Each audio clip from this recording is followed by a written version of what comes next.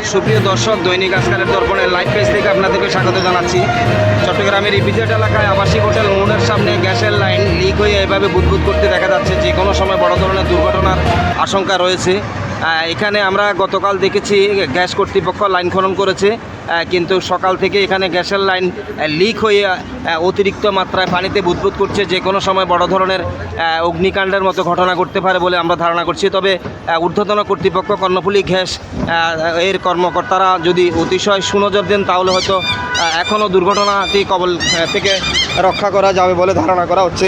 আমরা দেখতে পাচ্ছি এখানে, আপনারা দেখতে পাচ্ছেন ফ্লাইওভারের কাজ, সড়কের যে নির্মাণ কাজ চলতেছে। নির্মাণ কাজের কারণে চট্টগ্রামের ইপিজেড এলাকায় ব্যাপক খোঁড়াখুড়ির কাজ চলতেছে। কিছুক্ষণ আগে আমরা দেখলাম এই ফ্লাইওভারের কাজ নির্মাণের জন্য যেখানে খোঁড়াখুড়ি করা হচ্ছে চট্টগ্রামের আবাসিক হোটেল মোহনের সামনে কর্ণফুলী গ্যাসের যে লাইন রয়েছে, আপনারা দেখতেছেন এই লাইনটি লিক হয়ে, যে এখানে দেখলাম গ্যাসের লাইন লিক হয়ে অনর্গল গ্যাস বের হচ্ছে। যে কোনো সময় দুর্ঘটনার কবলে ঘটতে পারে আমরা দেখতে পাচ্ছি। আপনারা দেখতে পাচ্ছেন এই যে ফ্লাইওভারের যে নির্মাণ কাজ চলছে, নির্মাণ কাজের কারণে এখানে ফুটপাতের যেখানে ফ্লাইওভার যে কানেক্টিং করা হচ্ছে, সেই যে ফিলারের কাজ চলতেছে, এই ফিলারের কাজের কারণে বিভিন্ন জায়গায় ওয়াশার পাইপও ফেটে গেছিলো।